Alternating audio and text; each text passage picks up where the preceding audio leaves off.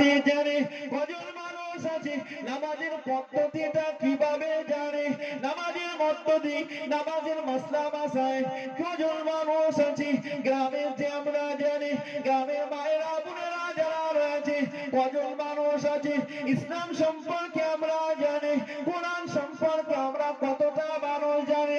কিভাবে নামাজ পড়তে হয়, কিভাবে রোজা রাখতে হয়, কিভাবে হজ করতে হয়, কিভাবে যাকাত দিতে হয়, কিভাবে লেনদেন করতে হয়, কিভাবে চলাফেরা করতে হয়, আমরা কজন মানুষ আছি সেটা সঠিকভাবে জানি?